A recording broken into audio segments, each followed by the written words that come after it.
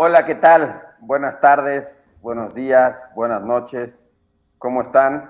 Esperamos que estén todas y todos bien. Yo soy David Martínez y está conmigo el doctor Carlos Rivera. Muy buenas tardes, Carlos, muy buenos días, muy buenas noches. ¿Cómo estás? Hola, pues estoy contento de estar aquí contigo para pelearnos e interrumpirnos una vez más, hablando de psicología política. Bueno, Carlos es académico de la Universidad de California.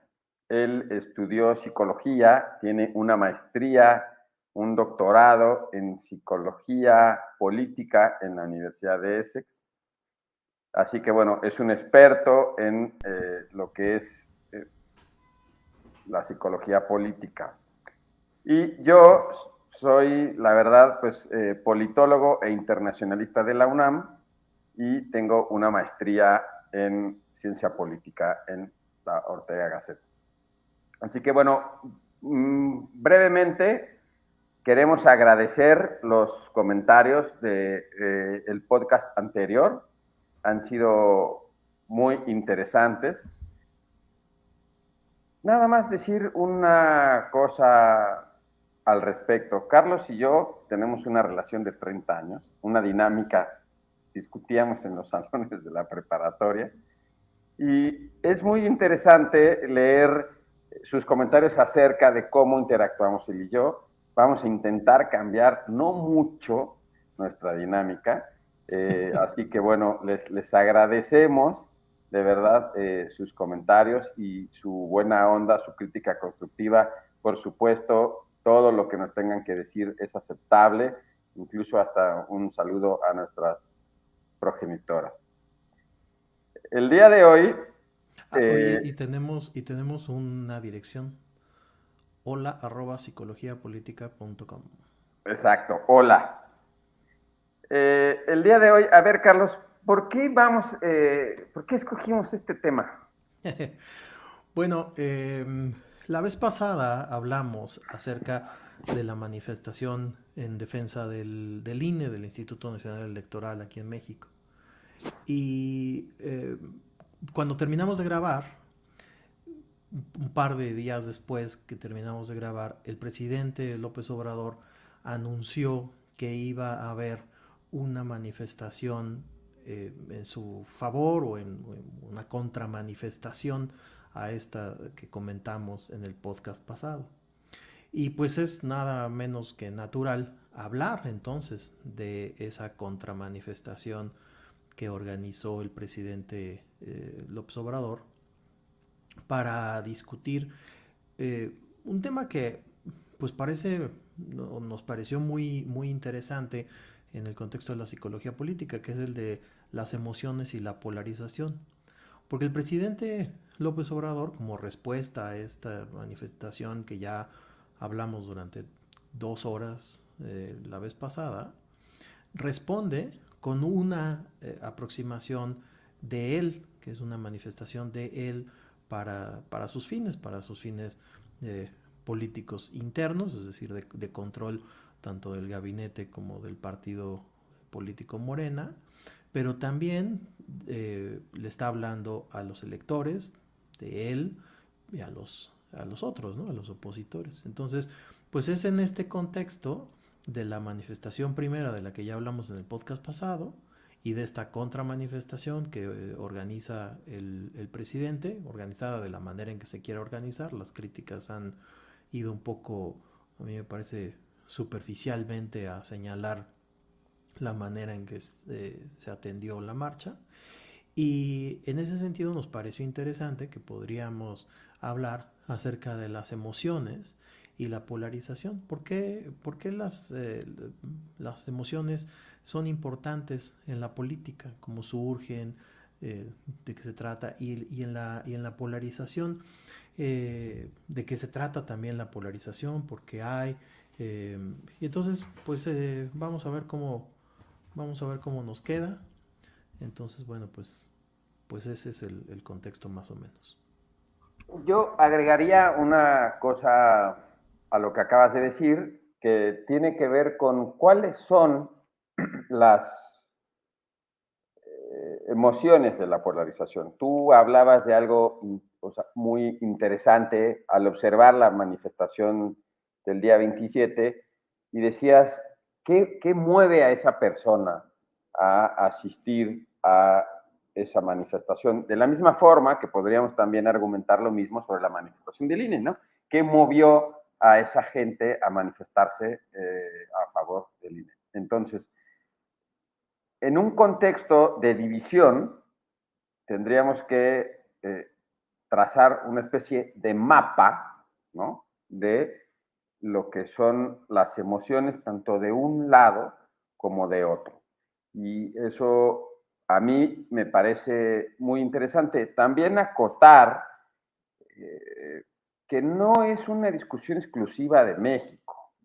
En muchos países están terriblemente polarizados, los Estados Unidos, el sur del continente, por ejemplo, el Uruguay, Argentina, Chile, ahora con todo el tema de la constituyente, España, por supuesto, Francia, tus queridos amigos de la pérfida Albión.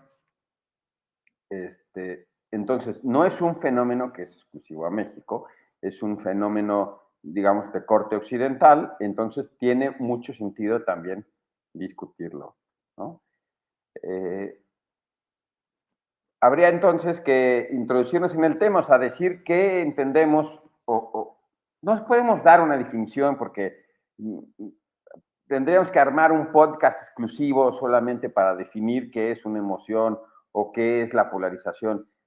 A mí me gustaría más que nada como que diéramos una breve pincelada al concepto y luego, por supuesto, los puntos de vista, porque tú como psicólogo entiendes la emoción desde un punto de vista y yo entiendo la emoción como politólogo desde otra, ¿no? Y seguramente quien nos está escuchando, pues es contador, abogado, médica, ¿no? Y bueno, pues Tenemos también físicos entre de nuestra audiencia. claro, entonces tendrán una aproximación a los conceptos de polarización y de emoción. Entonces, por eso yo te diría, desde mi punto de vista, que habría que nada más pasar, darle una pintadita al concepto para que la gente entienda pues, nuestro punto de vista, ¿no? Va. Eh, pues si quieres, arráncate. Di más o menos cuál es qué entiendes tú. Yo lo que te diría, mira, o sea, hay una frase de Edgar Morin, un francés, muy interesante, que Edgar Morin es el padre del pensamiento complejo y es algo también muy,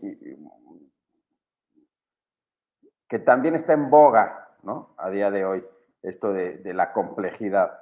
Él dice que las emociones son el fundamento de todo hacer y que justamente son la mirada y la base del pensamiento complejo. La complejidad, aquí tendríamos que decir, pues es como este cubo de Rubik, ¿no? O sea, que tiene una serie de caras que van embonando unas a otras hasta constituir todo un objeto. ¿Qué pieza del cubo es más importante? Pues la verdad es que no la hay. La realidad entonces se asemejaría a esa pequeña imagen, esa pequeña metáfora. Entonces, me parece interesante esa frase, una frase que es un poquito poética, ¿no? La emoción es el fundamento de todo hacer. Y que yo lo he ligado a algo que tú siempre has mencionado, que tiene que ver con tu proceso racional.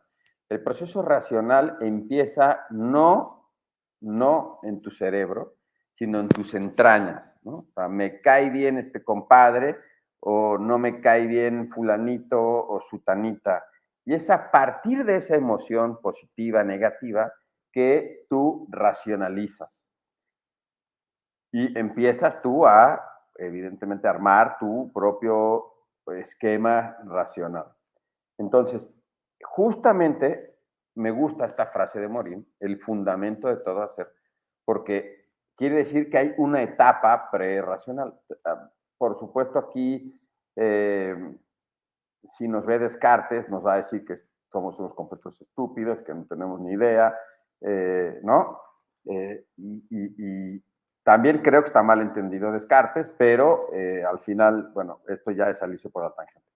Entonces, yo dejaría este primer comentario ahí, el fundamento de todo hacer. No, oye, esa definición no te la van a aceptar los psicólogos, ¿eh? O sea, de una vez te digo que tu definición, por poética que sea y por escuela francesa de la que provenga, no te la van a aceptar los psicólogos. Eh,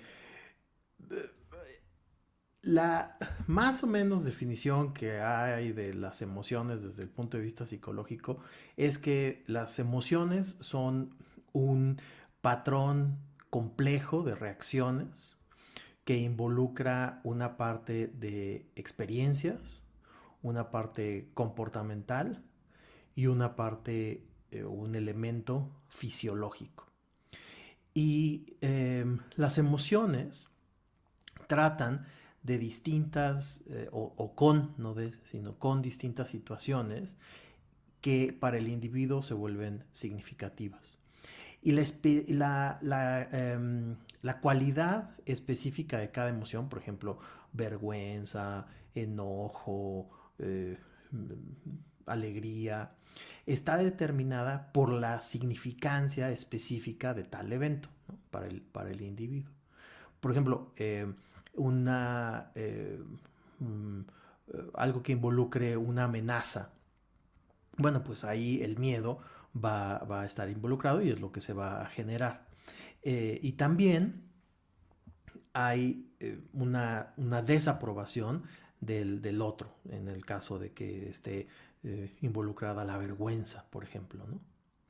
Y la emoción normalmente involucra sentimientos que difieren o que son, tienen una gama eh, sobre la manera en la que el individuo se involucra implícitamente con el mundo. Esto tiene que ver con el contexto y se va a volver importante esto dentro de un rato en que empecemos a hablar o yo empiece a parlotear sobre los conceptos o los fundamentos neurológicos de la polarización, que es lo que a mí me parece muy interesante.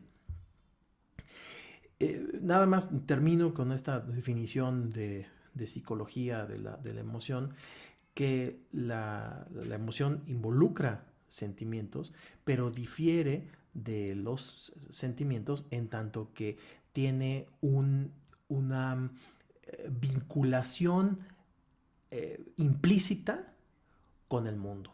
Entonces, bueno, esa sería para que no te echen montón los psicólogos. A ver, empezaste usando la palabra complejo. Entonces, sí aplica la definición de Morin. Es el fundamento de la complejidad. Por otro lado, tampoco te va a gustar y tampoco me lo van a aceptar los psicólogos. Hay que recordar a la famosa Martha Nussbaum, que habla ella sobre las capacidades. ¿Sí? Ella es muy famosa porque es la que da con la metodología esta del índice de desarrollo humano, pero ella dice una frase también muy interesante sobre las emociones, que dice que las emociones son juicios, pero no inertes. O sea, fíjate, o sea, juicios no inertes, que debido a su contenido evaluativo y evolutivo, poseen una íntima conexión con la motivación, la personalidad y los sentimientos.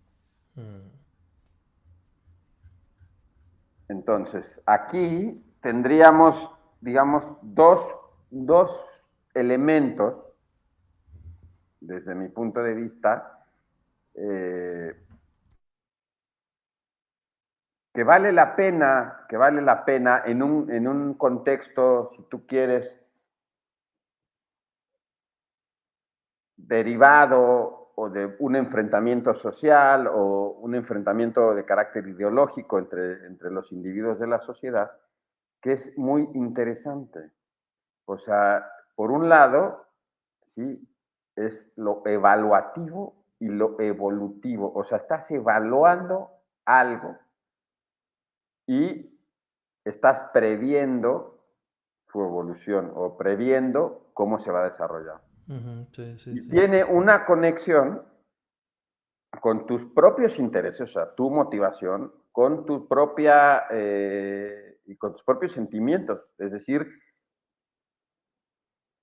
tu sitio, tu contexto, o sea, no tu contexto, tu circunstancia, para hablar de la frase de Ortega Gasset. O sea, eso que te provoca miedo, eso que te provoca rechazo, eso que te provoca alegría, eso que te provoca eh, cariño, también tiene que ver con tu circunstancia, el momento en el que esa emoción, ese juicio no inerte se presenta. Bueno, a mí me parece que es una buena definición. Yo estaba pensando, cuando estabas hablando, estaba pensando en esta cosa que a los psicólogos tanto nos gusta andar parloteando por el mundo de los sesgos cognitivos, ¿no? Y los sesgos cognitivos que se aplican, a mí me parece, al contexto de la... por cierto, ahorita, bueno, quiero decir algo de de la palabra contexto que no quisiste usar. A mí me parece que esto de los sesgos cognitivos, que es una parte fundamental de la psicología política para explicar, para entender el comportamiento político de las élites, tanto como de los ciudadanos, tanto de los élites como de los ciudadanos, es porque los individuos crean su realidad social subjetiva. Y la construcción de esa realidad social y no su objetividad es lo que dicta el comportamiento en el mundo social. Entonces, eso a mí me parece fundamental porque lo que hacemos entonces, que bueno, yo te lo he repetido hace no sé cuántas veces y años, es que primero decidimos, a mí el peje me cae mal. Y a partir de eso es que empezamos a racionalizar, a darle cierta forma y una empanizada, digamos, a ese sentimiento que tenemos. Y en ese sentido,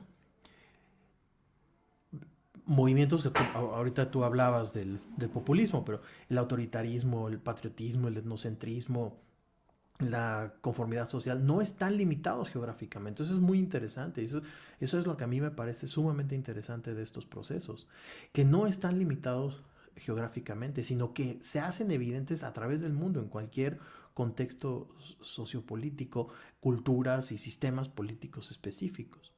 Y que el comportamiento humano de los individuos se actualiza, se verifica, toma forma en sistemas políticos específicos.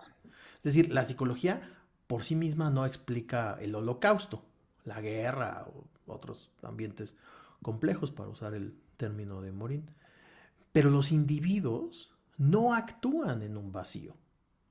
Responden y varían a diferentes instituciones políticas, culturas políticas, tipos de liderazgo, normas sociales, ideologías. Entonces, a mí eso me parece que es una primera aproximación que podríamos tener, un primer corral al que nos podríamos meter.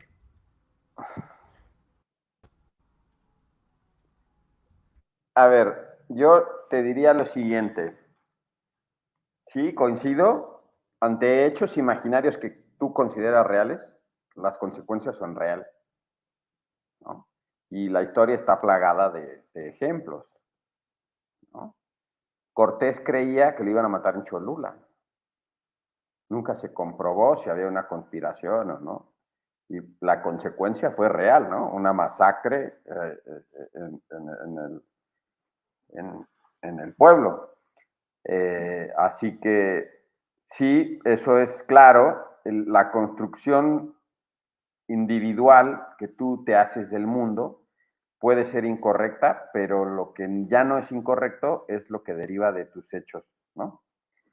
Entonces, eso es algo que hay que tener en cuenta porque es un poco lo que podría explicar la polarización. ¿Qué entiendes por polarización? Bueno, a ver, la polarización se refiere a diferentes procesos de la vida cotidiana, ¿no? Que tienen una fuerte relación entre ellos, pero que no son lo mismo, ¿no? O sea, eh, capaz que el mejor ejemplo podría ser este de encender el coche.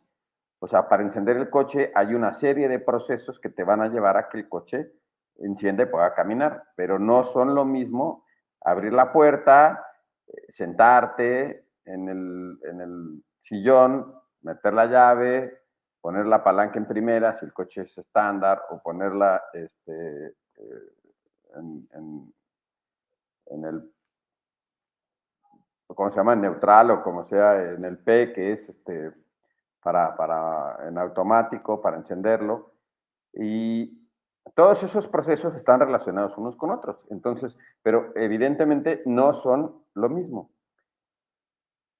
Creo que hay que definir una serie de cosas que están sucediendo en el país. O sea, por un lado, hay una polarización que es de carácter ideológico, es decir, que tiene que ver con la forma en que los ciudadanos entienden y sienten la política.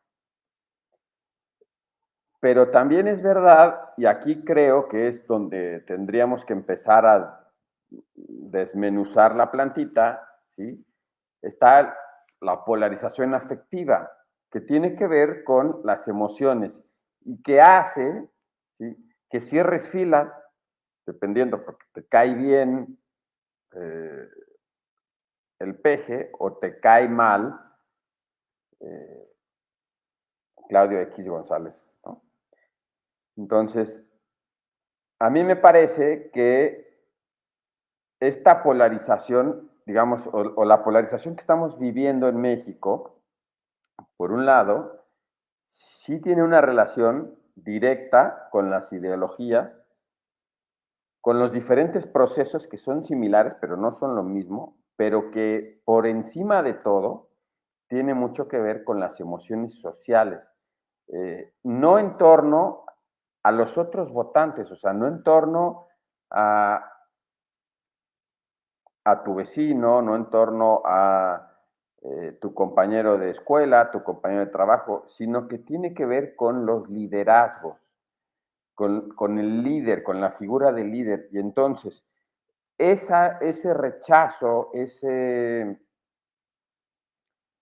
esa aceptación, ¿sí?, es lo que te genera un sentido de pertenencia. Y ese sentido de pertenencia es, digamos, pues lo que podría empezar. Hay un librito muy interesante, a ti te va a gustar, que justamente es de un inglés, y que se llama De Ciudadanos a Hooligans.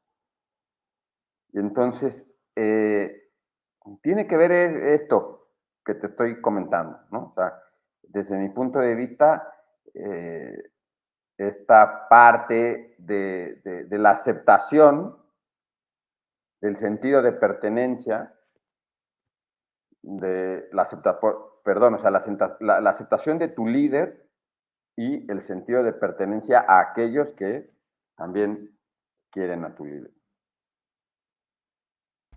Oye, em, a ver, varias cosas. Yo, yo lo que diría es, bueno, no hay una causa filosófica, política, que explique a completud las reacciones humanas ante la política. Esto que estamos diciendo, esto que estamos aquí comentando, es una aproximación, pero no es la verdad absoluta. A mí me gusta porque, bueno, yo me dedico a esto, pero hay muchas otras explicaciones.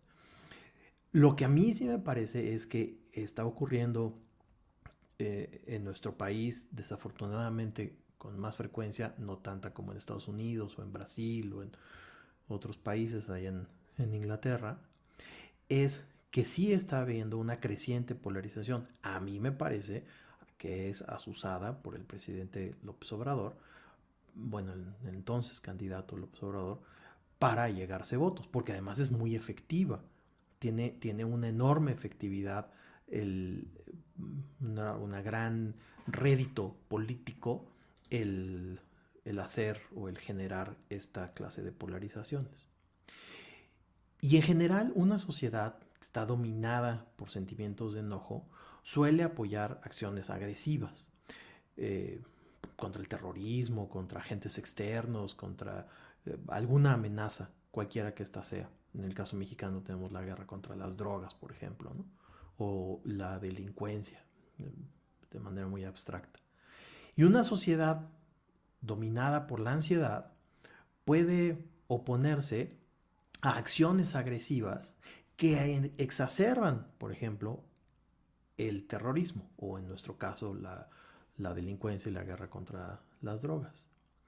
Y esto que tú decías a mí me parece fundamental y creo que habría que subrayarlo, que hay una resistencia partidista a adquirir nueva información. Y eso, desde el punto de vista neurológico y psicológico, me parece fundamental porque entonces es el punto de inicio desde donde se genera esta enorme división que hoy estamos viendo, en donde en el caso de Estados Unidos, por ejemplo, hay cualquier cantidad de símbolos culturales que están enviando señales que refuerzan ese valor eh, partidista o esa división ideológica que se da. Eh, y que se manifiesta o que tiene su correlato sentimental en enojos y ansiedad, por mencionar un par. Tú mencionaste también esta cosa de los grupos externos y de los grupos internos, cómo reaccionas ante los grupos internos y externos.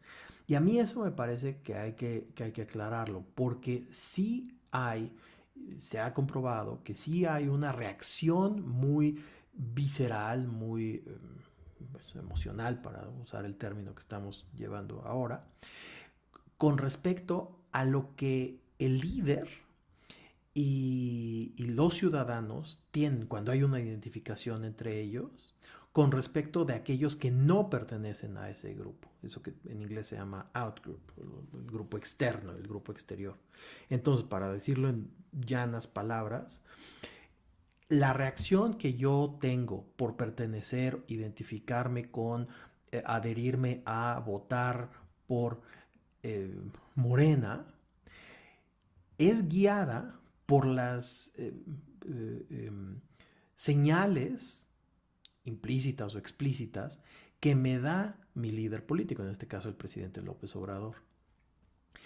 Pero ambos, tanto líderes como ciudadanos, muestran un razonamiento, un proceso de raciocinio distorsionado y una serie de sesgos emocionales, son reacciones preconscientes, automáticas, a los rasgos, a las señales que está enviando el candidato, el líder político, para evitar las pérdidas. Es decir, hay una amenaza latente y yo quiero evitar que eso ocurra.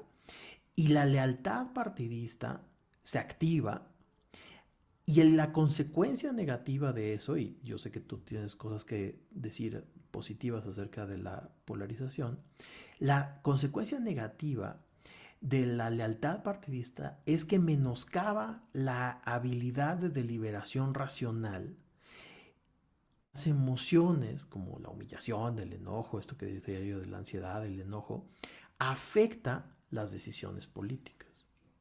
Y eso a mí me parece que es lo que estamos hoy en día viviendo, experimentando, como tú dijiste, no de manera tan preclara como en Estados Unidos, en no, Brasil, por ejemplo, pero sí cada vez más lo estamos viviendo aquí con una enorme división que hay. Yo no estaba aquí, pero tú me contabas que en 2006 había unas discusiones terribles entre compañeros de trabajo, personas que estaban, familias que se dividían en favor o en contra del presidente, bueno, del entonces candidato López Obrador. Y, y esto habla, te da cuenta, de cómo los líderes políticos están tan expuestos a las mismas influencias psicológicas y emocionales que el electorado. Y responden, hay un texto muy interesante de cómo la Suprema Corte sigue la emoción de las masas y ejecuta sus decisiones respondiendo al termómetro de las emociones o de las opiniones de las personas. Y cómo se va gestando esta cosa de división o de dos visiones de mundo. Y cómo, en el caso a mí me parece perverso de algunos políticos, entre ellos el presidente, el hoy presidente López Obrador, que utilizan de manera electoral esos sentimientos para, para decirlo en buen mexicano, llevar agua a su molino. No sé si quieres que me calle un momento y le entras tú. Pues no, con eso de que ya no les gusta que nos interrumpamos, entonces ya mejor espero que... A ver, una serie de cosas que creo que en la conversación estamos perdiendo. Cuando hablamos de polarización afectiva, tú mencionas una emoción interesante, que es la ansiedad. Eh, y sí, digamos que la ansiedad sería la emoción central que podría llevar a la polarización o que explica en gran parte la polarización, pero también hay otras y otras que son de carácter, o sea, tanto individual, eh, físico incluso, y también social. O sea, por ejemplo, híjole, no sé hasta qué punto a las personas que, por ejemplo, eh, el PRIAN les produce ansiedad, no sé hasta qué punto del otro lado, ¿sí? Tienes la euforia. Eh, no sé si me explico. Eh, y si no, a ver, ahora intento. Eso es, digamos, en cuanto a lo que son las cuestiones físicas. Y después, en tu pensamiento, digamos, ámbito individual, puedes llegar a tener miedo sobre lo que va a pasar. O sea, la ansiedad te va a llevar al miedo, ¿no? Va a sonar como la frase esa de Yoda, pero al final. Y una falsa, yo diría, una falsa sensación de inconformidad. Y finalmente, en términos sociales, te lleva pues al distanciamiento con otras personas que no piensan como tú, que por ahí estaban ligadas a tu infancia o por ahí que estaban ligadas a tu ámbito cercano, y bueno, pues te alejaste por cuestiones políticas, por pensar distinto en cuestiones políticas, sentir distinto incluso la política. Entonces, bueno, por eso te decía, a mí me parece un primer punto sería, sí, o sea, en la polarización afectiva está la ansiedad, pero la ansiedad te lleva al miedo, a la inconformidad y al distanciamiento. O sea, por eso te decía, hay otras, ¿sí? Los otros Eh, efectos, pues. ¿Cómo? Otros efectos. Sí, y, y esto a mí me parece que podemos ponerle ejemplos prácticos. O sea, hablabas del 2006. En el 2006 yo estaba en la Asamblea Legislativa y publicamos ahí con unos personajes de ahí, de la Asamblea, un pequeño librito que por ahí debe andar, este, y decía al final un pequeño ensayo que era la teoría de los dos Méxicos. Eh, Retomaba algo que había sucedido en 1936 en España, esta famosa teoría de la que hablaba la generación del 27, o sea, digamos, la España republicana versus la España franquista, que se tiraron unas a las otras, ¿no? A la yugular, en un enfrentamiento pues, de corte suicida que llevó a una guerra civil. En el 2006 no llegamos a ese extremo, pero sí fue una polarización donde incluso geográficamente se veía. O sea, estaba el sur completamente de amarillo, pero completamente de amarillo, versus el norte completamente de azul, y el único estado verde, ¿sí?, era el Estado de México. Incluso en tiempos más recientes, lo puedes ver en la Ciudad de México, cuando fue la votación del 2021, se dijo, ¿no? La Ciudad de México está dividida por un nuevo muro de Berlín. O Bueno, sea, justamente ese ejemplo te iba a dar que ya te interrumpí para que no extrañen. Que la gente que está en mercadotecnia ha hablado del muro de insurgentes desde hace 30 años. así es. Y de cómo, o sea, de cómo una parte de la ciudad, sí, votó a la oposición y otra parte de la ciudad votó a Morena. Entonces, por eso te decía, estas emociones, eh, ansiedad, miedo, inconformidad, distanciamiento, sí se expresan políticamente. Y sí tenemos ejemplos en México en la historia reciente. No tenemos ejemplos tan drásticos como lo que te decía de España o como lo que ha sucedido en otras partes del continente, ¿no? Pero sí están ahí. Entonces, es muy... Yo siempre lo defino como el tango, que después Luis Miguel hizo canción muy famosa. Ansiedad, angustia y desesperación. El tango argentino dice eso, ¿no? Dice ansiedad, angustia y desesperación. Aunque hay que acortar que Y el eso me tango, parece que es lo que pasa en la política. Cuando tú te identificas con o adoptas, te adhieres a una ideología política, el efecto de la ansiedad, la angustia y la desesperación tiene su correlato político. sí, estoy de acuerdo. Aunque te haría una breve crítica. El tango no necesariamente, o sea, el tango a grandes rasgos es un reclamo.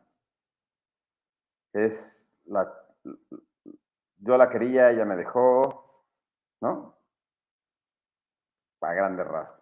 Entonces, Sí, sí, sí, sí, sí. ahora, lo interesante de esta pertenencia, de este sentido de pertenencia, creo que no llegaste a mencionarlo, y no sé si tú, porque creo que sí estás de acuerdo con eso. En términos estrictos, es que cuando tú defines a qué bando perteneces, o sea, es decir, en qué lado de la ciudad te paras, ¿no? Es incluso interesante porque estamos en dos lados totalmente distintos de ese muro de insurgentes, tú y yo, en este preciso momento. Pero bueno, a lo que voy es, Que no se dejen engañar la audiencia, solo geográficamente. En el punto, o sea, en el momento en el que tú agarras tu sentido de pertenencia, no importa que te presenten los datos pasan a segundo término. Entonces, esto que decías de tu proceso racional queda inválido. Y entonces es muy interesante a la hora, por ejemplo, de plantear una campaña política o de plantear, ¿qué te gusta? Un programa de políticas públicas, es que no está definido ya entonces por los datos. Y entonces aquí esto, ¿qué te quiero decir? O sea, que el tipo que lo entiende perfectamente, y por eso te digo que es el mejor animal político que hay en este país, es Andrés Manuel. Por eso te sale con, yo tengo otros datos. Precisamente porque sabe que los datos no importan, dado que ya la sociedad definió a qué bando pertenece.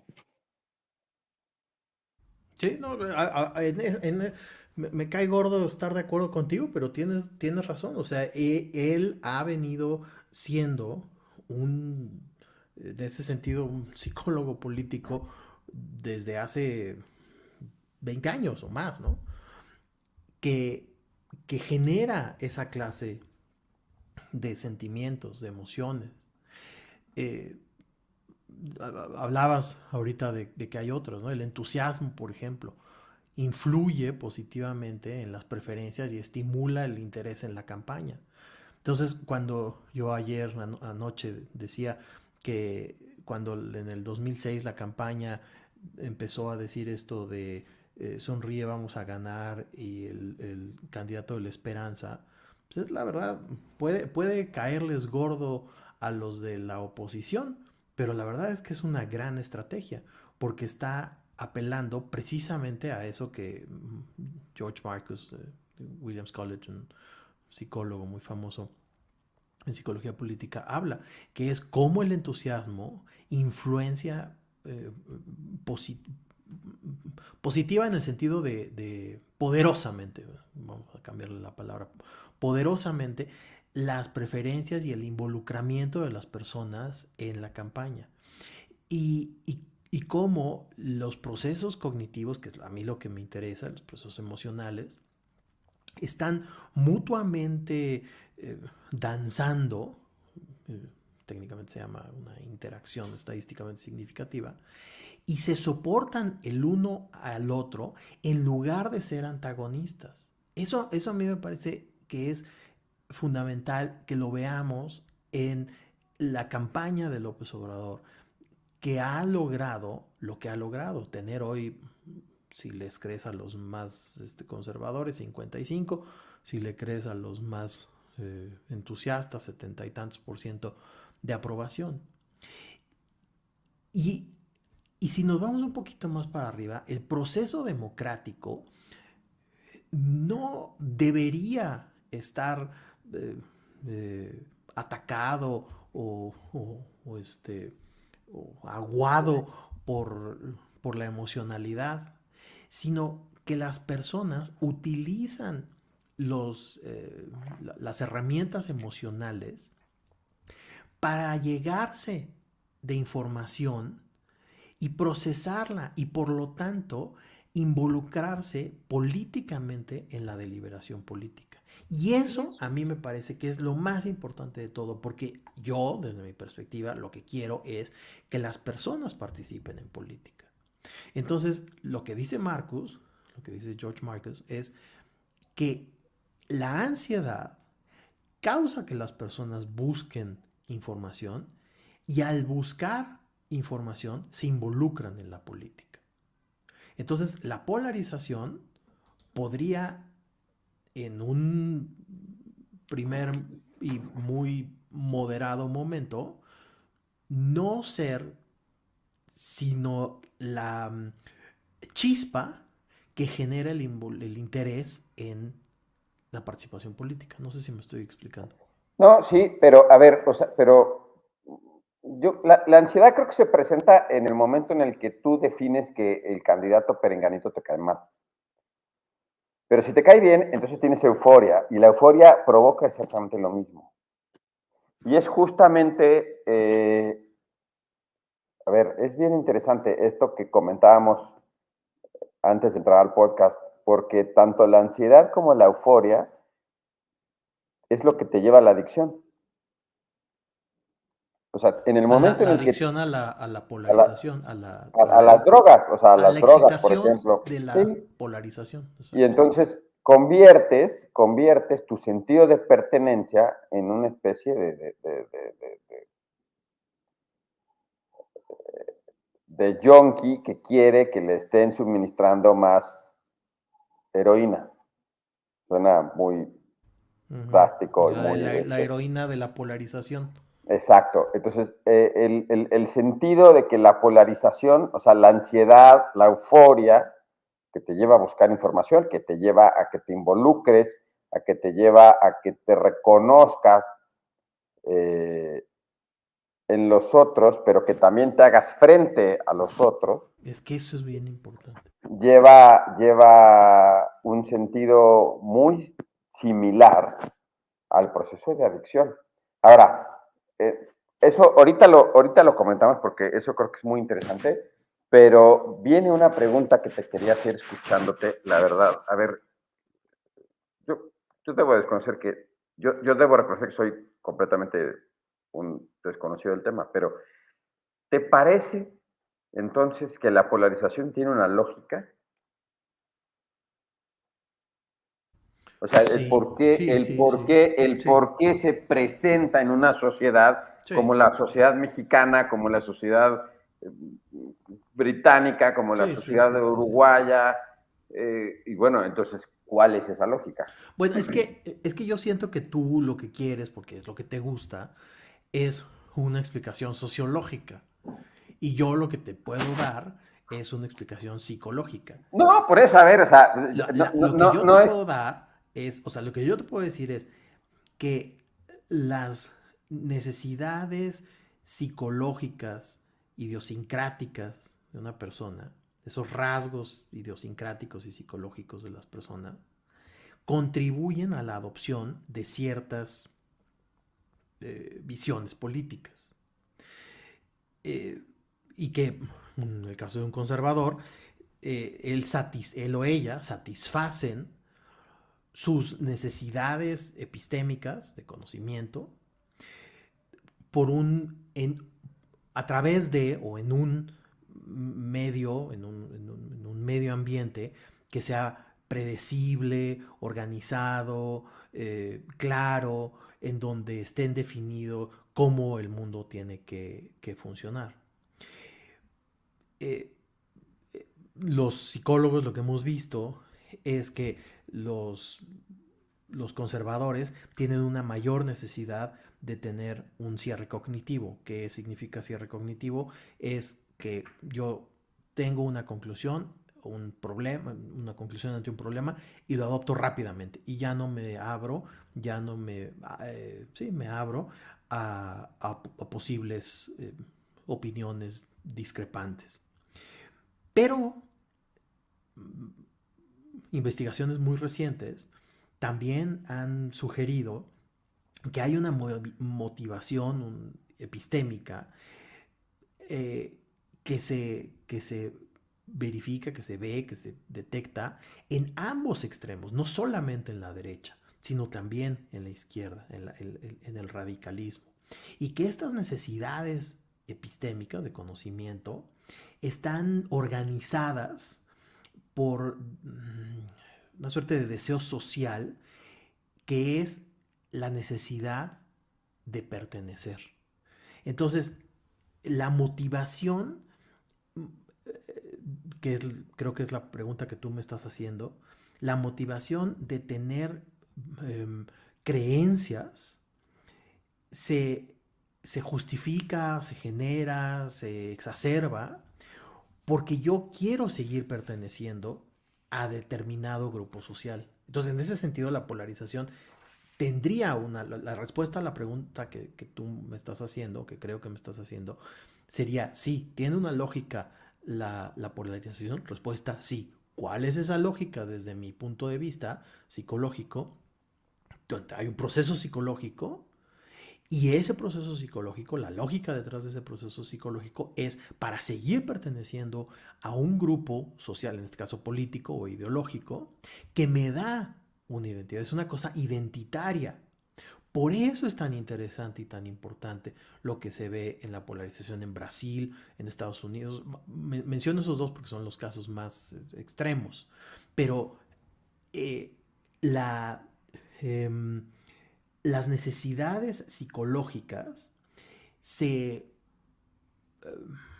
se fortalecen a través de de este razonamiento motivado, así se llama técnicamente, bueno, así le decimos los psicólogos, razonamiento motivado, es decir, yo pienso, tengo una motivación para pensar de la manera en que lo hago y adherirme a una ideología política es una de esas motivaciones que me lleva a tener una visión de mundo que es parcial, en la cual toda la nueva información que me llega está filtrada a través de esa adopción temprana que hice de mi ideología. Ahora, pero a ver, espérame. Creo que te estás yendo unos 3 pueblos más. Ok, o sea, la polarización tiene una lógica. O sea, tú la estás explicando desde el punto de vista psicológico. Yo te podría agregar otras cosas, pero bueno, o sea, al final hay una lógica. En esa lógica, o sea, una vez que entiendes que sí hay una lógica, lo interesante es entender qué es lo que polariza. Si tú Pues lo es que que la quieres, respuesta, si tú lo que quieres, o sea, si digamos que, porque lo que sucede es que, como ya te lo dije, o sea, lo que sucede es que lo único que ocasiona, digamos, en el debate público es que solo reafirma sí, sí, sí. tus decisiones iniciales. O sea, no te interesa lo que yo tengo que decir, como bien nos decían en uno de los comentarios, o sea, nos estamos arrojando a la garganta nuestras opiniones, ¿no? Y no me interesa lo que tú tienes que decir, o sea, no. A ver, entonces, ¿qué es lo que polariza? Pues es que la respuesta, es que te voy a dar una respuesta circular, porque la respuesta sería el contexto. Y a mí me parece que ese contexto lo modifican, lo manipulan los actores políticos para su beneficio electoral. Ahí Los le acabas de dar, autores, sí, ahí le acabas lo- de dar, fíjate, perdón, ya sé que no les gusta a una parte de nuestros escuchas que nos interrumpamos, pero aquí creo que vale la pena la interrupción. ¿Por qué? Porque decías es circular y entonces estás apelando ya a un público polarizado. Y entonces, ¿qué tienes que hacer cuando tienes, por ejemplo, el gobierno o cuando tienes el control de las instituciones? Las instituciones y los actores políticos deben comportarse aún más polarizados. Entonces, a medida que las instituciones, los actores, los partidos políticos, el Congreso, los jueces, las Fuerzas Armadas se polarizan, pues más se polariza el público. Entonces, tienes un círculo donde tienes como si estuvieras, digamos, en el callejón del beso, ¿no? A dos parados frente a frente, gritándose sin necesidad de comunicarse unos a otros. como tú y yo cuando nos interrumpimos. Yo por eso te digo, Qué cabrón. yo por eso te digo y soy tan insistente en que debemos cuestionar cualquier proceso en el que las emociones sean la base de una evaluación racional de la evidencia.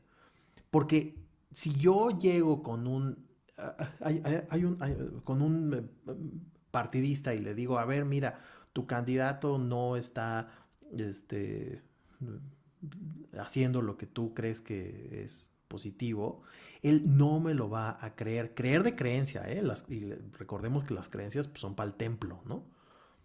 Las creencias no son racionales. Bueno, pues él, si yo le digo eso, no me lo va a creer, porque tiene una motivación para no creerme. Hay algo dentro de él y de ella, que es la afiliación partidista que tiene, para no creer en esas datos que le estoy dando. Y déjame darte dos ejemplos. Eh, hay un documental de una mujer estadounidense que hizo acerca de la yihad, de los que participan en la yihad. Y entre las personas que entrevista a uno de los lugartenientes de Osama Bin Laden. Pero para llegar a esa entrevista, ella necesita un chofer, traductor, guardaespaldas, todo a la vez. Que resulta ser un tipo muy conservador, muy radical, que no acepta que las mujeres tengan otra función más que reproductiva y que estén en las casas, y que considera, como casi cualquier persona en el Medio Oriente, que el ataque a las Torres Gemelas fue una cuestión planeada desde dentro por Israel y por Estados Unidos para ir artificialmente a la guerra. Y él está convencido de eso. Y entonces él durante el documental eh, manifiesta o le dice a la documentalista que todo esto es una teoría, de una conspiración, perdón, y una farsa, y así se la lleva todo el tiempo, ¿no? Y entonces esta chica va a entrevistar al lugarteniente de Osama Bin Laden, una entrevista de 10 horas, eh, y al finalizar la entrevista, le dice, ella le pregunta, ya van de regreso al hotel y le pregunta, y después de haber escuchado toda la planeación que involucró, no hay otra persona viva que haya sido tan cercana a Osama Bin Laden en la planeación de los ataques. ¿Tú qué piensas? Sigues pensando. Y le responde él, bueno, ahora creo que puedo entender un poco tu punto de vista, ¿no? O sea, le llevó 10 horas estar oyendo al lugarteniente de Osama Bin Laden para que su creencia de que el ataque a las Torres Gemelas fue provocado por Estados Unidos, de que fue provocado, pero internamente por Estados Unidos, le llevó a hablar con la persona que estuvo en el cuarto con Osama Bin Laden planeándolo, para medianamente convencerse, y no del todo, de que esto había sido un acto de atentado terrorista externo. Y hay otro ejemplo que te quiero dar de una serie de la BBC en Inglaterra, en Londres, que habla acerca de lo mismo. Sigue a varias personas que tienen creencias conspirativas, creen en conspiraciones, cualquier cantidad de conspiraciones. Y al final hablan o siguen a uno de estas personas, eh, eh, que cree que los ataques del 11 de septiembre fueron provocados por el gobierno de Estados Unidos, y lo llevan a Estados Unidos a hablar con las esposas, las madres, los hermanos de las personas que murieron ahí en los ataques. Y entonces él, después de estar hablando con ellos y de darles una vez, se convence también de que pues no fue un ataque interno, ¿no? Que fue un ataque real, que no hubo tal cosa como bombas adentro de... porque lo llevan a hablar con expertos en demoliciones. Es muy interesante. Voy a poner el vínculo en las notas del podcast. Es muy interesante ver cómo él habla, hacen pruebas y lo llevan así durante 15 días. Está en Estados Unidos viendo todas las teorías de la conspiración que él hace. Y entonces termina Y regresa al hotel. Y entonces le dicen los otros seguidores de la teoría de la conspiración, qué buenos actores contrataron, ¿verdad? Estos de la BBC.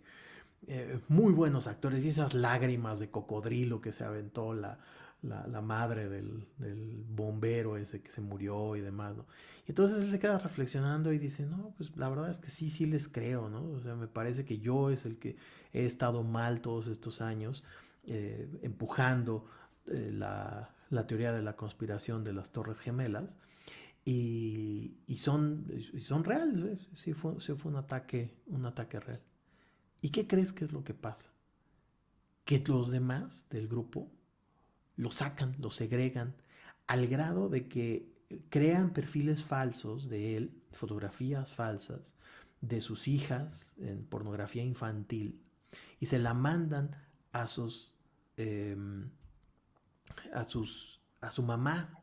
Entonces la mamá sufre un ataque de nervios por ver estas cosas y él se tiene que escapar y tiene que irse a vivir a otro lado porque traicionó el movimiento de los creyentes en la conspiración de las Torres Gemelas, ¿no? Entonces, a mí, de verdad, que me parece sumamente interesante cómo la función primaria del cerebro es sentir y no pensar. A esto que estás hablando, hay un experimento también que se filmó, un documental bastante largo, de Richard Dawkins, el padre del evolucionismo, ¿no? El que ahora ocupa la silla Darwin en la universidad. Bueno, no el padre del evolucionismo, perdón, eso es una tontería, sino más bien uno de los principales expertos en evolución a día de hoy. El documental se llama La Ruta de Todo Mal y pasa algo muy similar a lo que tú estás mencionando en los dos casos. Por una parte, lo del encuentro de las víctimas del 11 de septiembre con aquellos que creen que fue un autoatentado, y por otro,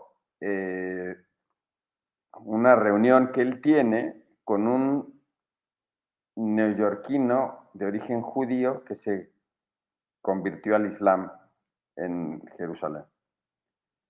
Y entonces, bueno, los reclamos ya te imaginarás. Eh, Ahora, por eso te digo, aquí, dado que la función del cerebro entonces es sentir y no empezar a racionalizar o no es capaz de ver, tiene un nombre, siempre se me olvida el maldito nombre, cuando te ponen la realidad aquí, tú no eres capaz de verla. Incluso eso también, grandes artistas como Rafael o Picasso juegan con eso a la hora de hacer sus cuadros, eh, de que lo evidente está tan evidente que tú no eres capaz de verlo. eh, es precisamente porque hay una adicción. O sea, sí es algo muy interesante el entender que la ansiedad, la euforia, el miedo, la alegría, te llevan a un estado parecido a la adicción. Y entonces lo, lo, lo, lo importante en la polarización es que reafirma tu sentido de pertenencia. Exactamente. Y eso tiene, digamos, dos cosas, tanto positivas como negativas, o sea, una positiva y una negativa, ¿no? O sea, la negativa es que dificulta mucho el diálogo público, o sea, el diálogo político. Entonces, ante toda propuesta, ya lo habíamos mencionado en el podcast anterior, ante toda propuesta que haga la oposición, eh, se va a decir que no. Ante toda propuesta que haga López Obrador, se va a decir que no. Independientemente, tal cual nos decían también en los comentarios, oye, pues, ¿por qué no analizaron las reformas? Y se van a dar cuenta que las reformas no son muy distintas. Bueno, evidentemente, porque el punto central respondiendo también al comentario que tan amablemente nos hicieron llegar, es precisamente eso. O sea, es que no importa el que tú les digas, mira, pues la reforma es esto, esto, esto, y tiene puntos en común con la reforma de Peña Nieto, porque la de Peña Nieto desaparecía las soples, ¿no? No importa. Es no porque viene de Andrés Manuel López Obrador. Y entonces es el rechazo visceral, irracional, ¿sí? Y eso es justamente, pues, ahora, tiene una cuestión también muy positiva que reafirma, o no reafirma, eso está mal, confirma el reconocimiento del otro. O sea, dado que es un proceso de sentido de pertenencia, entonces, frente a mí o frente a nosotros están ellos. Y hay un proceso de reconocimiento, que eso es también muy positivo, porque finalmente la sociedad necesita entender que su visión no es la única. No sé si me explico. Pues no sé si te expliques, pero creo que sí te entiendo. Eh,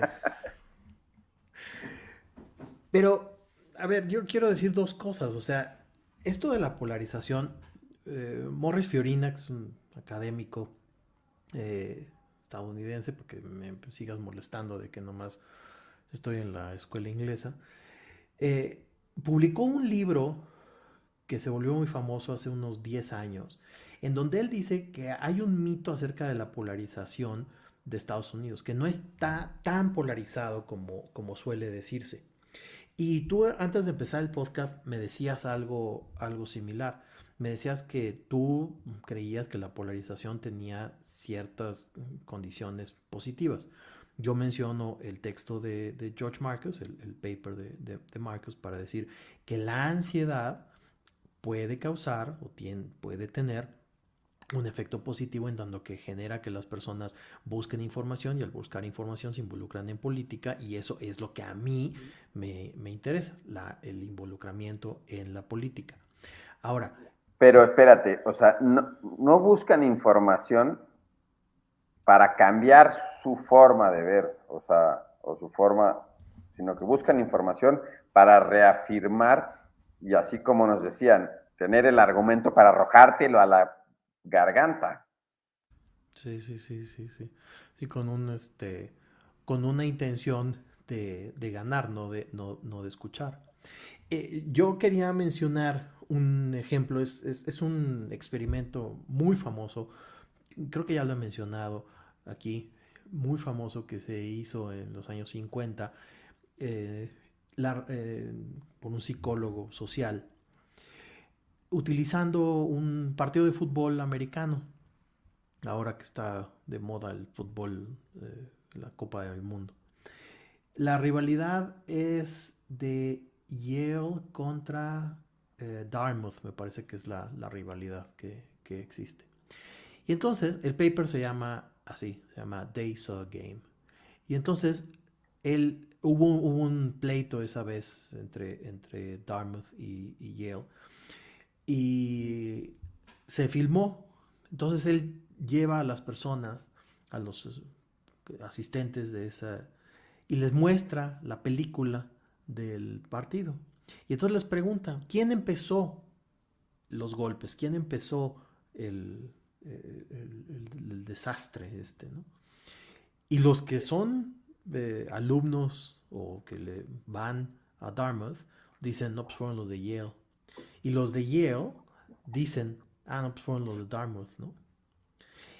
No importando que está ahí la evidencia, la película se está reproduciendo ahí enfrente, ¿no? Un poco, ahorita que decías de las pinturas que te ponen lo evidente y que tú no lo puedes ver, es como esta famosísima, hiper famosa eh, pintura de The Night Watch de Rembrandt, ¿no? La que está en el Rijksmuseum en Holanda.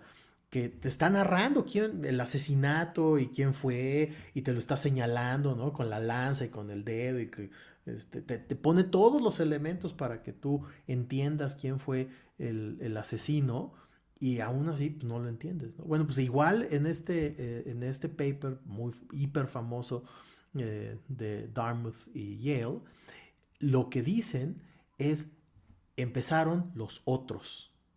Y no hay poder humano que les haga cambiar de opinión.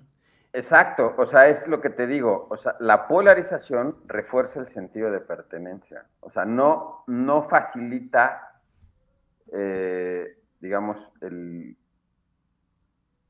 o sea, reafirma tus decisiones iniciales o tus conceptos iniciales, pero no facilita entonces el diálogo. Por eso esta imagen del Callejón del Beso, o sea, allí en Guanajuato, o sea, dos personas frente a frente gritándose, ¿no? Y sí, estoy ahí, estoy de acuerdo.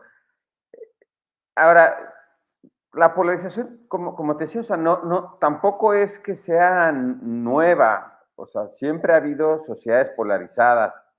Eh, Te decía antes de entrar al podcast también el ejemplo de Azincourt, o sea, ahora con esto de que se va a repetir o que puede haber un cruce entre Francia e Inglaterra en la Copa del Mundo, este, eh, como incluso en esa época, en pleno siglo XV, ya estaba polarizado, pero que finalmente la polarización, digamos, la diferencia es que en ese entonces se dirimió en una guerra y ahora se dirime en las urnas, ¿no? Aunque también puedes decir, bueno, sí tiene nuevos espacios, porque por ejemplo con la pandemia se dirimió en redes sociales y, por ejemplo, Twitter al final es un canal de expresión del odio. O sea, entras a Twitter para mentarle su mami al que te cae mal, para decirle eres un palurdo inculto, ¿no? Casi, casi como en esta anécdota que hizo el tigre Abascal, perdón, el tigre Azcárraga con la que entonces era su mujer, Abascal se llamaba la chica, no me acuerdo. Y que no sé qué tontería dijo la chica, pero digamos, nada así, ¿no? Y entonces le agarra el libro este del Colegio de México, el de los 3 tomos de historia, y se los avienta y le dice, ten bruta para que leas, ¿no? Este, ¿no? Así estamos en esa imagen, perdón, es una imagen también un poco fuerte y Esa anécdota no me la sabía. políticamente incorrecta en estos tiempos que corren, pero ella cuenta eso, ella cuenta que fue un matrimonio muy difícil por la personalidad de él y que como, pero bueno, al final lo que te quiero decir es eso, o sea, no estamos, eh, no estamos reafirmando nuestras identidades, ¿no? O sea, para lograr puntos en común. Que eso, también hay que decirlo, es lo que me parece interesante de este podcast. Y que entonces pero fíjate lo que puede llegar a suceder, ya lo habíamos hablado, puede llegar a suceder que nos empiecen a confundir, aunque en tu caso particular es todavía más difícil, porque tú sí lo haces rajatabla, yo odio a este compadre, ¿no? Pero cuando empiezas a coincidir, entonces ya te ven como que te vendiste.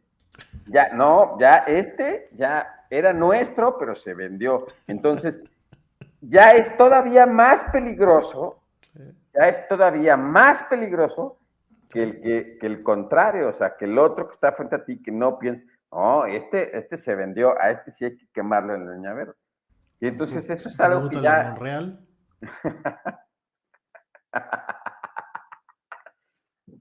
podemos hablar de Monreal si quieres, pero no te va a gustar lo que pienso. Dilo, dilo. Eh, Monreal nunca estuvo ahí por convencimiento, o sea, esa es la verdad. No, bueno, pues sí, obvio. No, pues sí, sí, sí. Y,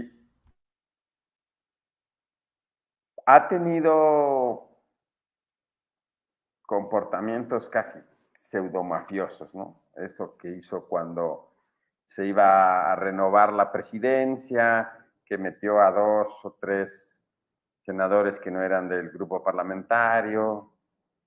Este famoso mito, porque al final ya quedó en mito, no hay quien lo demuestre, pero que incluso, de nueva cuenta, para ver, o sea, esto que te decía de las redes sociales, el rumor empezó en redes sociales, el rumor empieza en redes sociales. Monreal pactó con Sandra Cuevas, ¿no? Y entonces, todo un año, ese rumor, ahí estuvo en redes sociales circulando, circulando, hasta que lo recogen en un documento oficial de Morena Ciudad de México, en balance de las elecciones en la Ciudad de México 2021, donde formalmente dicen que hubo un caballo de Troya en Cuauhtémoc, Tlalpan y Azcapotzalco.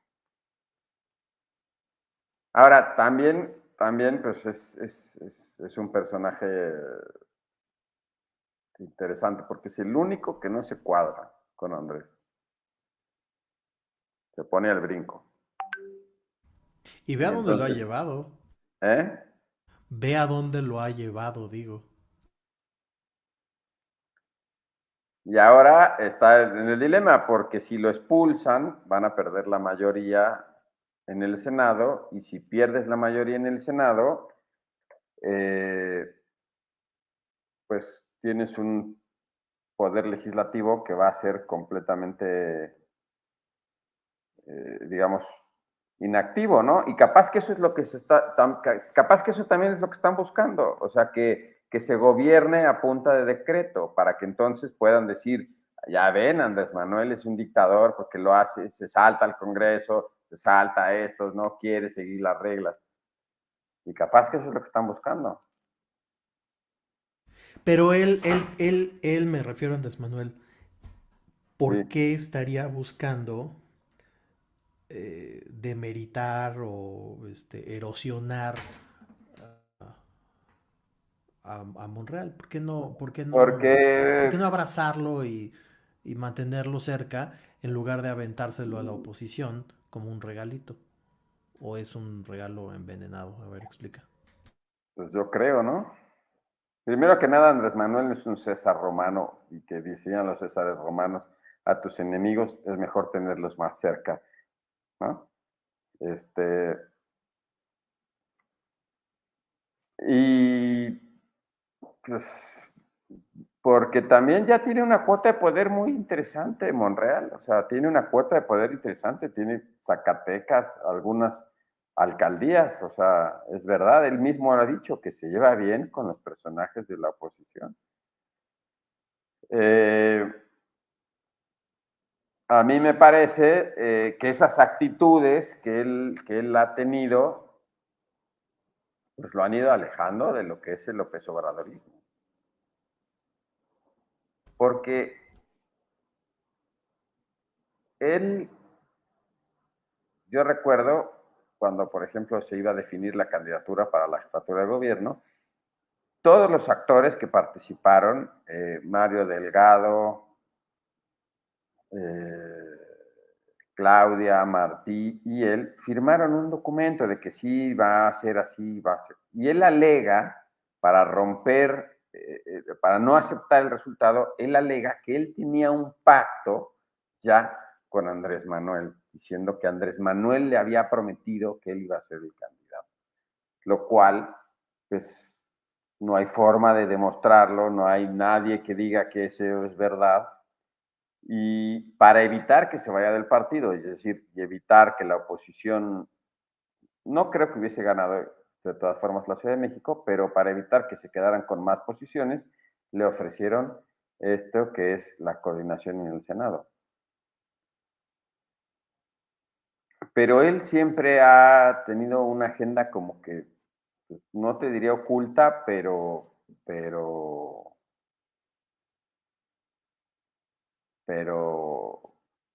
o sea, distinta a la que es la agenda de López Obrador. Por eso se vuelve atractivo, por eso se vuelve atractivo para para la oposición. Yo te iba a Ahora también, a ver, perdón, ¿qué va a hacer Monreal en la oposición? Eso es lo que yo no veo. Él va a ser el candidato en la oposición. Ya Yo, se lo dijo, ya dijo Marco Cortés que no, yo eso no lo veo. quiere que se venga y que esté, y que participe en los procesos internos de la oposición. Nadie le está prometiendo que va a ser él el candidato.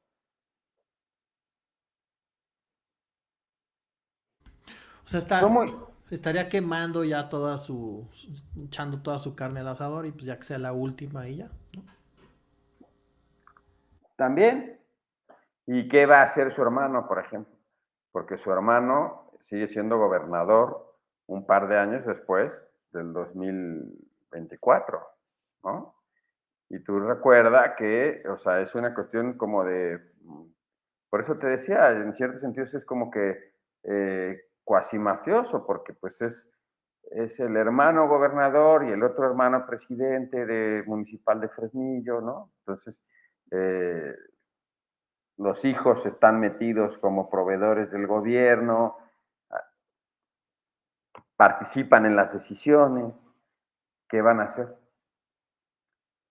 Si se enfrentan al poder ejecutivo, tú bien sabes que en México te puedes enfrentar a cualquiera menos al presidente de la República.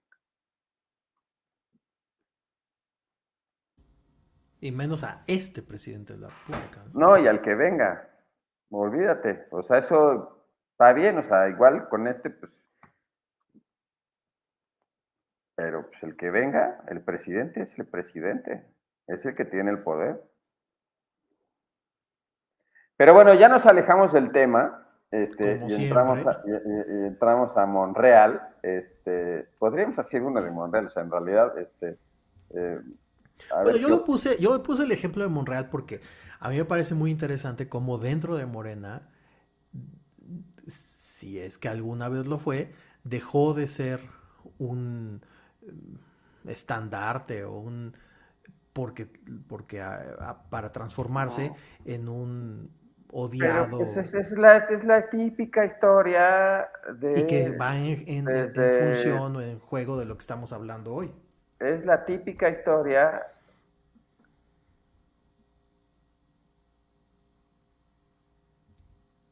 desde la guerra de Troya. Siempre va a haber una pitonisa, siempre va a haber alguien que te va a decir, cuidado, esto no, déjalo ir, no haces caso.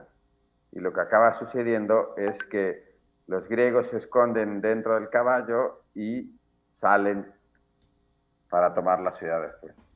Ya había sucedido. En 2008 hubo una ruptura muy fuerte al seno del PRD entre los López Obradoristas, encabezados por Encinas, y el grupo de los Chuchos. Y si tú te das cuenta, tiempo después, o sea, después de la elección de 2012, esa ruptura se hace real. O sea, hasta aquí llegué, dijo López Obrador. O sea, ya hay antecedentes. O sea, ¿qué te quiero decir? Que Morena en este preciso momento tiene un nuevo chucho que sería Ricardo Monreal.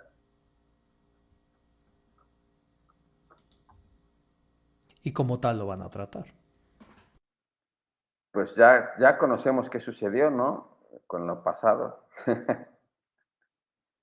Sí, sí, sí, Pero digo. bueno, a ver, pues conclusiones, la verdad, del tema de las emociones y la polarización. Me parece un tema muy, muy, muy interesante Sí, a mí a también. mí, Sí, a mí también me parece interesantísimo. en el entendido de que sirve para reafirmarse y a la vez ese ejercicio de reafirmación te lleva a reconocer que hay otro, ahí está el otro, pero que también te impide muchas veces dialogar con ese otro. Y que por lo tanto impide esta política de, ¿cómo es que le dicen los panistas que les encantaba la frase de la política es el manejo de los consensos y los disensos? En una sociedad polarizada no hay prácticamente consenso. Y todo es disenso, porque pues es que viene del otro y Yo al otro lo detesto y lo odio y quiero que se vaya al diablo. Pues mi conclusión sería que, que entender la polarización política es clave para estudiar, para entender, eh,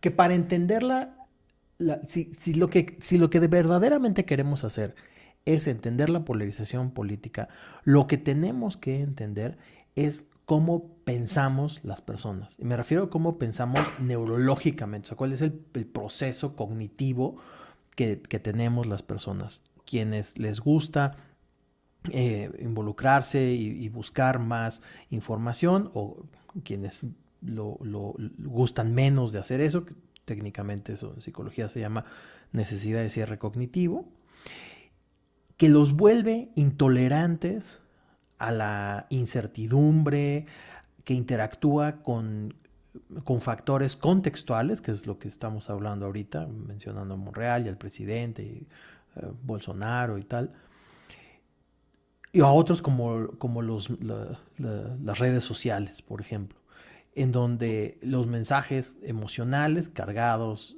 moralmente suelen ser los que tienen más repercusión, pero dentro de mi propio núcleo. Cómo se ven a los traidores, esto que estábamos hablando también de Monreal, y al otro no le reconozco, a diferencia de lo que tú dices, no le reconozco su capacidad o su humanidad. Y esto me recuerda un paper, otro artículo académico, un experimento académico en psicología política, en la que ponen a personas, ya ves que ahora se pueden hacer de una fotografía caricaturas, ¿no? Con una aplicación. Entonces ponen en una escala de Likert de 7, me parece que era, la caricatura, bueno, primero la fotografía y degradándose en 7 partes, la misma fotografía hasta volverse caricatura. De una persona normal en el grupo control, de unas personas en el grupo control y en el grupo experimental de políticos. Políticos de la derecha o de la izquierda, para los de la derecha y la izquierda, según sea el caso. Y la variable dependiente es ver en qué momento las personas transforman o consideran que esa imagen deja de ser humana y comienza a ser una caricatura. A mí me parece un estudio muy innovador. Bueno, Hay, cuando hay, las personas, hay, déjame terminar nada más lo digo esto y ya. Cuando las personas normales les ponen la foto de, yo qué sé, de alguna persona X, tardan más tiempo en decir que se convierten en caricaturas que las personas que se identifican partidistamente. Es decir, si a un panista odiador del peje le pones la foto del peje caricaturizada, él va a decir que se transforma en caricatura en 3. En tanto que si le pones la foto de una señora que va caminando, esa misma foto va a decir que se transforma en 5. ¿Por qué es importante eso? La reflexión de este paper, de este artículo, de este estudio académico, porque el partidismo, y esa sería mi conclusión, el partidismo nos lleva a exacerbar las diferencias entre uno y otro, y más riesgoso aún, nos lleva a deshumanizar al otro, al que no piensa como yo. Y eso para mí es sumamente riesgoso. Entonces, la manera en que el contexto interactúa con las formas cognitivas, con los procesos cognitivos psicológicos, con los procesos psicológicos y cognitivos, y la manera en que nosotros nos allegamos de información en etapas y en estos procesos, incluyendo el de atención y emoción, ilustran de manera, a mí me parece muy interesante y adecuada, la forma en la que los ciudadanos se relacionan con los otros y por lo tanto con la democracia. Y que una aproximación interdisciplinaria, de ejemplo banal sería esto que estamos haciendo tú y yo, puede iluminar las raíces psicológicas de la polarización. Eso sería lo que tengo que decir. Yo nada más agregaría que no se trata única y exclusivamente, Carlos, desde mi punto de vista, de la polarización política, porque esa siempre ha existido. Creo que estamos entrando en una etapa, de la polarización afectiva. Esto que hablábamos de el muro de insurgentes, la teoría de los dos Méxicos, donde en realidad son aquellas personas que reconocen el liderazgo de Pepito o de Sutanita y que entonces se sienten identificados con Susanita o con Pepito y reaccionan políticamente. Sí, sí, sí, sí, absolutamente. Es algo, digamos, que me parece a mí bastante novedoso y que es un terreno fértil, la verdad, o sea, te lo digo también, pues para que luego no engañemos a nadie, ¿no? O sea, para lo que tú y yo hacemos, que es consultoría. O sea, al final, eh, eh, el entender cuáles son los sentimientos o las emociones de un grupo de gente con respecto a su contexto y evidentemente también con respecto a los liderazgos de una área determinada, ayuda muchísimo a ganar una elección. Mi respuesta sería sí, pero, como siempre, mi respuesta Okay. sería sí, pero, que no es suficiente. Es los genes. Por Los eso yo genes. dije ayuda a ganar una elección. O sea, No o dije que es esto te hace ganar la elección. sea, los genes te hacen tener una propensión a, yo qué sé, bueno, los latinoamericanos, por ejemplo, ¿no? Tenemos una propensión al sobrepeso, a la diabetes, a no sé cuántas cosas tenemos, la propensión genética. Bueno, pero si estás en un contexto en el que tu familia, tu entorno no te fomenta una buena alimentación y demás, pues entonces va a ser más fácil que ese gen se active. De la misma manera, el gen, por eso me gusta la referencia al tango, ¿no? Ansiedad, angustia y desesperación. Porque en el contexto en el que nos encontramos, insisto, en Estados Unidos y en Brasil más, pero en México también, y yo se lo achaco a López Obrador, se genera ese caldo de cultivo para que esas divisiones que están ahí latentes se activen. Y ellos lo utilizan de una manera, a mí me parece muy, muy cruel, muy despiadada, ¿no? No solo a López Obrador, ¿eh? No solo a López Obrador. Acuérdate que hay una imagen increíble. Estaban en Ottawa, Trudeau, Obama y Peña Nieto. Y en un momento, no sé qué dice Peña Nieto, dice, la región enfrenta Ah, sí, lo del populismo, ¿no? Que le la dice amenaza Obama. del populismo, ¿no? Sí. Y los dos se voltean y dicen, bueno, nosotros somos populistas.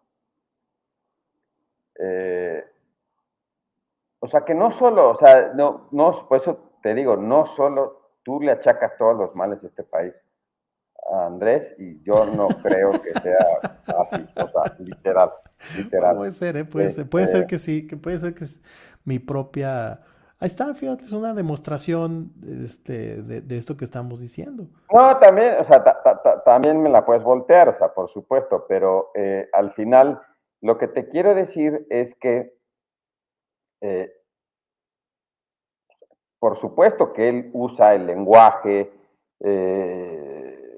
de ellos y nosotros, o sea, está claro, pero no solamente él, no solamente él.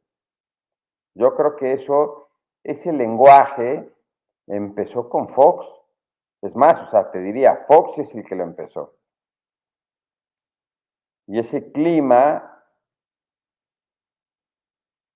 pues, o sea, ese clima, pues, o sea, finalmente evolucionó hasta que sí, el otro también lo incorporó, pero no lo achacaría a Andrés Manuel, digamos, por completo. O sea, la responsabilidad creo que es al final de toda la clase política. Y eso lleva a lo siguiente, o sea, es que quizá también tendremos que discutirlo en otro sitio, pero entonces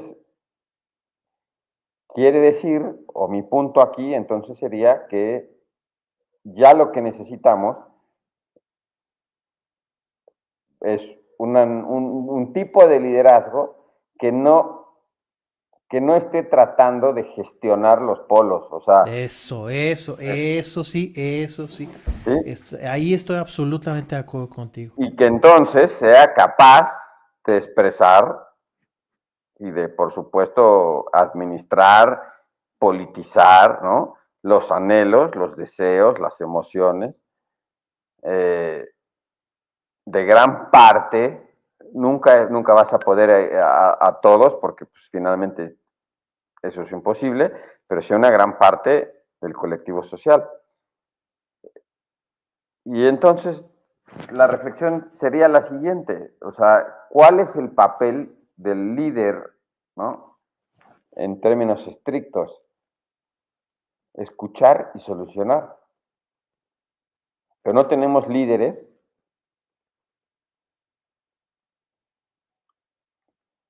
que hagan eso, o sí. Yo pienso que no. Yo pienso que no. Te lo decía la vez pasada.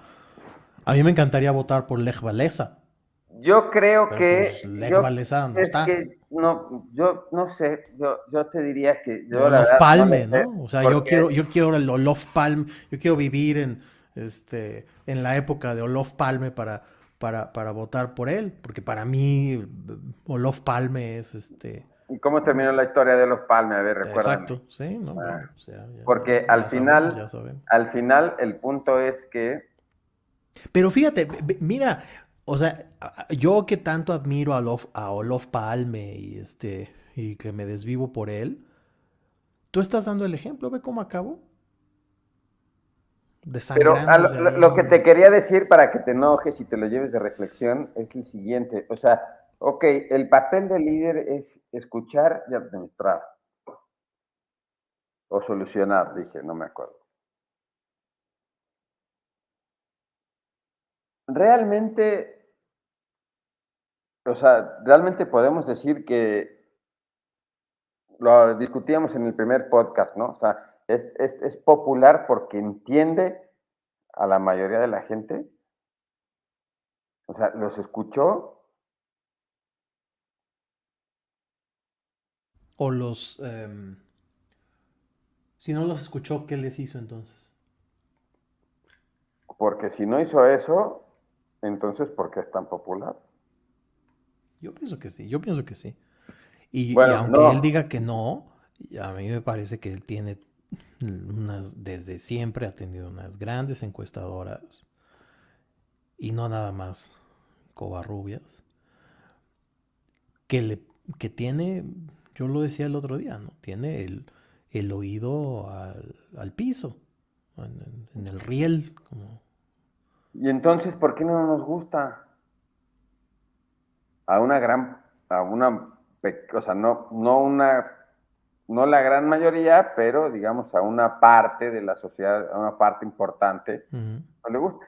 Y entonces, por eso te digo, o sea, tiene que ver Pero desde mi punto de entonces vista ahí, con el estilo de liderazgo. pero entonces ahí, bueno, lo tengo aquí arriba, Octavio Paz, Robleda, las emociones, toda esta parte de Carlos Fuentes, que bueno, tú dices, mi papi Carlos Fuentes. Eso tendríamos que hacer un podcast sobre Carlitos Fuentes, la verdad. Ay, sí, por favor, por favor, por favor. Hay que hablar de mi papi Carlos Fuentes. Pero Que ibas a es decir, sí, que todos estos autores que han estudiado la psicología del mexicano, en ese entonces no se llamaba así, pero era lo que estudiaban, han dicho que esa polarización que hoy existe, para responder a tu pregunta de por qué a mucha gente no le gusta o no nos gusta el peje y sus acciones, ha existido desde siempre, desde que esto era el reino de Aztlán. Por eso te digo, la polarización, o sea, está bien, o sea, sí, la polarización política siempre ha existido, pero creo que lo novedoso es la polarización afectiva. Bueno, 1 hora 40. 1 hora 40. O sea, tú y yo tenemos una incapacidad para ser sintéticos. Exacto. Espero que haya estado mejor los comentarios que nos hicieron. Espero haberlos tomado en cuenta. De nueva cuenta, muchas gracias por hacernos llegar estos comentarios. Y bueno, pues espero que la hayan pasado bien, así como En esta Carlos y hora yo. 40. Así como Carlos y yo. De nueva cuenta les decía en un principio, esto es una relación y una dinámica de 30 años. Y podemos estar aquí otras 5 horas sin problema. Otros 30 años. Bueno, si les gustó y lo consideran relevante, compártanlo con otras personas, porque eso nos Exacto. permite llegar a otras. Denle like y compartan. Eso parece ser que es lo importante de la sociedad de... Eso parece ser lo único que vale para los que hacemos podcast, que lo compartan, porque nos permite llegar a nuevos oídos. Así es. Carlos, pues bueno, Bueno, buenas tardes, buenos días, buenas noches. Cuídate mucho y pues ya definiremos otro tema sobre el podcast, ¿no? órale, pues a ver qué nos sugieren en los comentarios. Órale, cuídense mucho Órale, a todas y adiós, todos. gracias, adiós.